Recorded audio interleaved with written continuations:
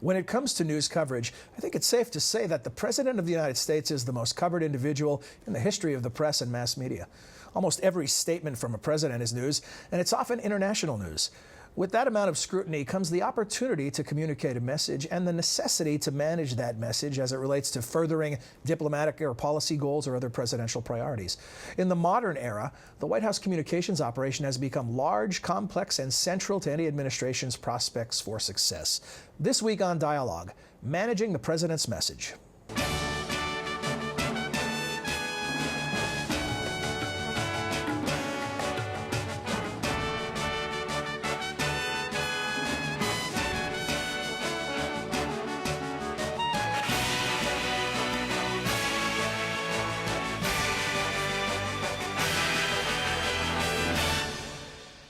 Hello again and welcome to the Woodrow Wilson International Center for Scholars in Washington, D.C. I'm John Molesky. Each week, Dialogue explores the world of ideas and issues in international affairs, history, and culture. Our guest today is Martha Join Kumar. Ms. Kumar is professor of political science at Towson University and is one of the foremost authorities on coverage of the president and on the White House communications operation. She's the author and co-author of several books, including this newly updated one, Managing the President's Message. Martha, welcome to Dialogue. Thanks for joining us. Oh, thank you very much, John.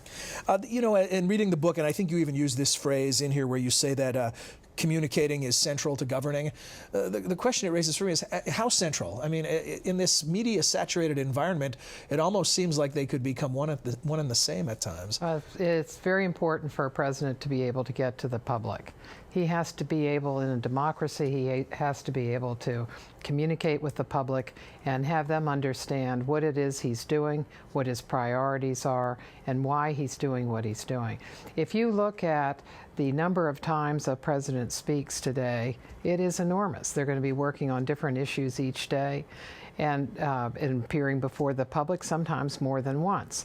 In looking at the last three presidents, if you look at President Obama, President Bush, and President Clinton, and you look, if you add up all of their weekly radio addresses, their addresses to the nation, and all of the remarks they make, then you'll find the numbers are remarkably similar, and they're very high. In President Clinton's case, he had 499 remarks in his first year. President Bush had 547, and President Obama had 515. Wow. Now, these are some combination of press conferences, addresses to the nation. They're addresses to the nation, would be the inaugural speech. State of the Union. The State of the Union, President Obama's speech at West Point on Afghanistan, President Bush's stem cell speech.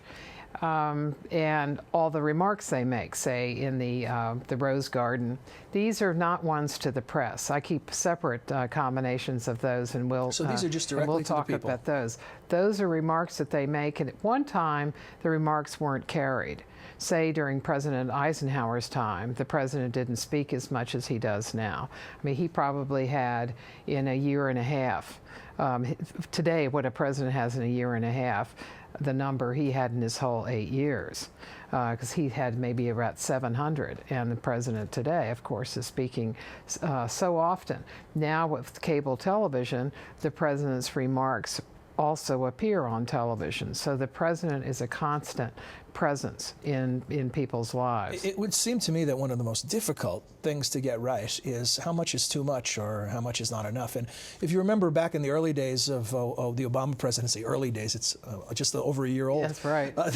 But there was a lot of talk that it was too much Obama. He was everywhere. He was the most media-saturated president we'd ever seen.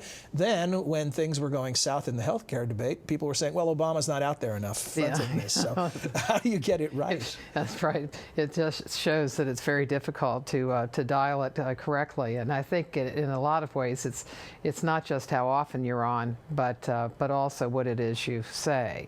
I think if a president is talking about things that the public wants to hear about, like health care or financial regulation, his energy plan, the stimulus bill. Those are all things that people want to hear about. And I think in his presidency, you have a couple of extra things that that make him as much of a subject of the media as he is. I think personally, he's very interesting to people. his presidency is certainly is new, his having youth, an African his race, American. all of these things That's right, and his him... youth and what a change that is, and the promise of change that he had as well as far as policy is concerned. And then if you throw in the financial collapse that we nearly had, then people understand that the nation is in a different situation financially. And also we have 2 wars going on. So when he came in, it was important for the news media to carry what he said because the public was interested. If the public wasn't interested, they wouldn't have been carrying him. And if you look, one of the things that I think has been interesting is it's always hard for presidents, in recent years anyway, to get time on the television, the basic television networks at night. But President Obama, in his first 6 months, was able to get 4 nighttime news conferences that ran on all of the television channels. Which the networks hate because it bumps their advertising in prime time. That's right, because there's no advertising. On the other hand, they wouldn't have done it if they didn't think that the president was news and that the public was interested in it. If you look at magazine covers that have the president and particularly the First Lady, they sell very, very well. So the president is news in the eye of the public, and the media certainly, all different types of media, whether it's television, radio, newspapers, are focusing on what he is saying and doing. One of the really useful things you include in the book are some charts that give us the lineage of press secretaries or the lineage of communications directors. Yeah. I thought particularly interesting are the organizational charts. And you look at the 1958 White House chart compared to a more modern administration, and you go from 1 page to 4 pages, just the scope of the operation. What I'm wondering is, when you track it historically, when does this notion of managing the message begin to manifest in the way we understand it in a modern communications operation? Yeah, I think presidents have always paid attention to the press, and they've always not particularly liked their coverage, but they've often had people in their administrations who were interested in presidential publicity. And you can find that in the 19th century. If you go back and look at the papers of George Cortelyou, who worked in the McKinley administration and in Theodore Roosevelt's administration, he was just a master of presidential publicity. He understood that you needed, if the president was going to take a trip to the West Coast, as both President William McKinley and Theodore Roosevelt did, that you're going to have a lot of reporters on those trains for the 6 weeks that the president was gone. But gradually, it's more than, he was the private secretary to the president, which is analogous to the chief of staff today.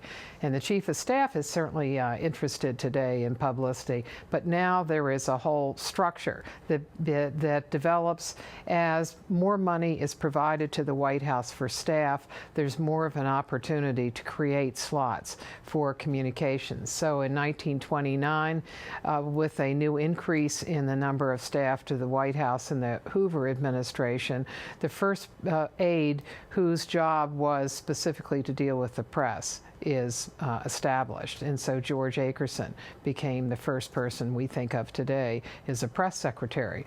And gradually there are more and more people who are going to get involved in not just the daily operation, because Akerson's operation and those who followed him pretty much were handling the daily operation. That is, meeting with reporters from news organizations, answering their questions, but also telling them what it is that the president is doing. But it wasn't a long-range kind of publicity strategy. Although in some ways Akerson had done some of that for Hoover when he was Secretary of the Commerce. But in the Eisenhower administration, which is when television really comes into the presidency, and Jim Hagerty then becomes. That's right. Jim Hagerty was a master as a press secretary, because he was interested in getting his president directly to the public, and so he put the press conferences on the record. Prior to that time, press conferences were off the record, so the president and his aides could decide what points that they would let reporters use in their stories. But Hagerty put them on the record in 1953, the year that Eisenhower comes in, and then he worked with Kodak to develop lighting so those press conferences could go on television. Is this why some think of Hagerty as the first modern press secretary? Right, yeah. Not the first to have the title. Yeah, and in a sense he's the communications director as well, which there was no such office at that time. But he focused on how they could get him on television and then have those press conferences. They showed at night. The television audience was very small when he finally did go on television, which was January in 1955. But there was a telling remark in his diary. Hagerty said in his diary, "To hell with slanted reporters, we'll go directly to the people." And you can see that theme repeat itself from one administration to another. For example, you can see that in the Obama administration, where they're using Twitter and Facebook. Tools to do it now would have astounded Hagerty. Yeah. So the whole concept of getting directly to the public is not one that's particularly new. And in Nixon's administration, I wondered whether Nixon certainly watched Hagerty and saw how good he was at planning as well as doing the daily operation. He would plan out for Eisenhower how they should be getting a message across. For example, there's a wonderful memo that he wrote about Eisenhower's last year. And he said that in his last year that they could use the theme of peace and he could travel the world as a man of peace to be the ending of his career. So I wondered whether Nixon watched what Hagerty did and decided that that was a function that needed to be in a White House, not just that individual. So when he came into office early in his administration, he created an Office of Communications. And that was to be an office that did planning. And they did planning, but some of that planning turned out not to be legal. So they had the rest is history. They had a lot of difficulty with that, and in several administrations, the Ford administration and the Carter administrations were reluctant to give much of a high profile to it. But by the Reagan administration, there was a recognition that that was an office that needed to exist because there's so many different things that a president does, and there's so many different ways of getting your message out that they wanted to be able to think ahead and make use of opportunities. When you look at this timeline, a lot of things aren't new, like the requirement to communicate and the requirement of persuasion for a chief executive. But what do you think of as the game changer? Is it television? You mentioned Jim Hagerty and television. I remember interviewing Marlon Fitzwater and asking him what he thought was the biggest change in his time on the job. And he said it was the satellite. That when you created this notion that there was no more reflection time, no more message crafting time, that people expected an immediate response from the White House, that changed everything, and that everything that's come since then is just an acceleration of that. What are your thoughts on that? What is the thing that really changed the job of communicating from the White House? Well, you know, I think it goes back to the presidency itself and what we expect from a president, and what we expect from the federal government. If you look at all of the responsibilities that we now expect of the federal government, consumer protection, civil rights, highway programs, environmental programs, clean air, clean water, the energy legislation, the responsibility for the health of the financial system. There are so many different things that the federal government has taken as responsibilities because the public wanted the government to do it because states couldn't. Like education, you need some kind of a national program with evaluation standards. And so as that has happened, I think as more responsibilities came to the federal government, those issues are national issues. And we only have one nationally elected official, and that is the president, along with his vice president. So I think it naturally has fallen to the president to take on those responsibilities in a leadership role.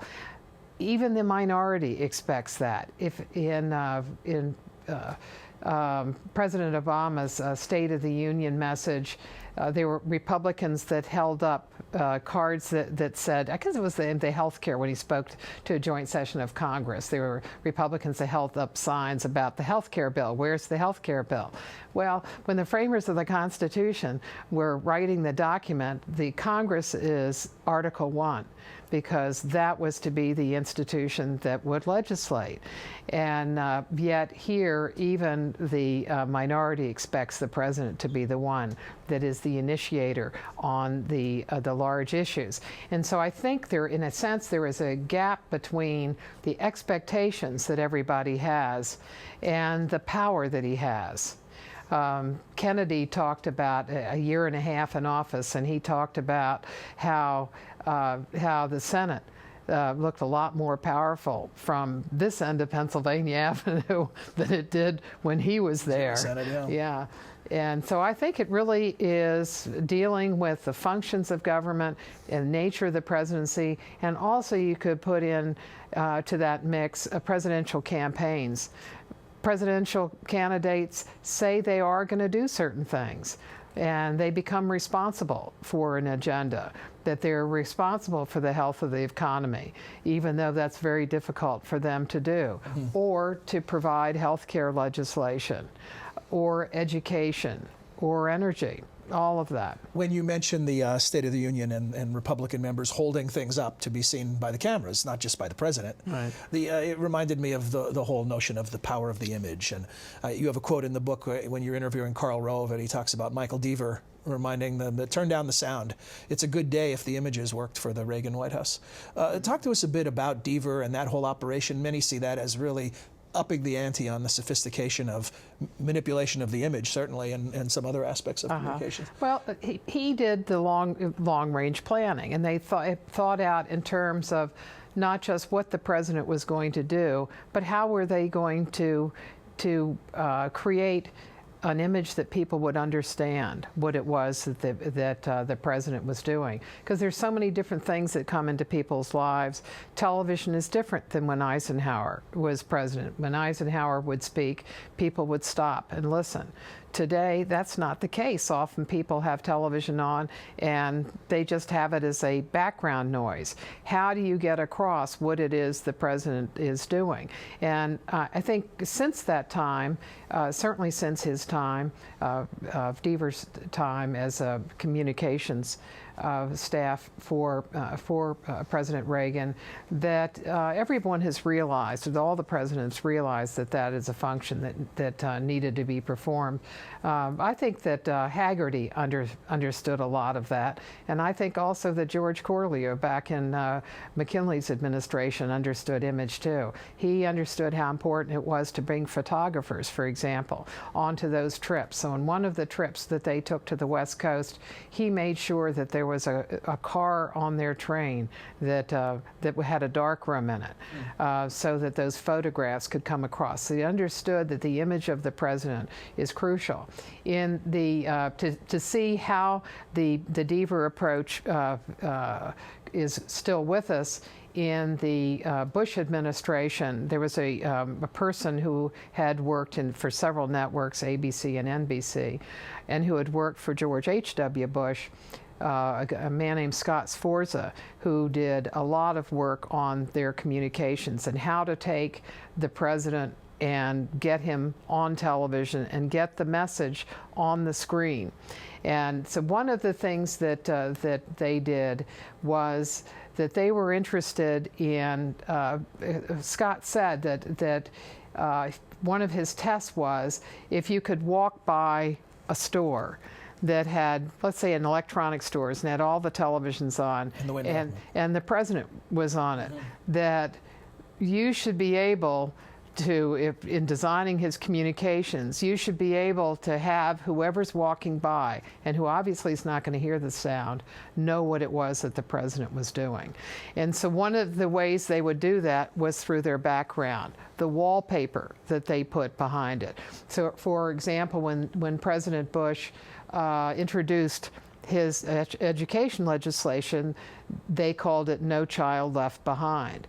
And he had an event in the old executive office building And they knew which side the cameras were going to be working from, and so they had on one part of a wallpaper that said, repeated, no child left behind.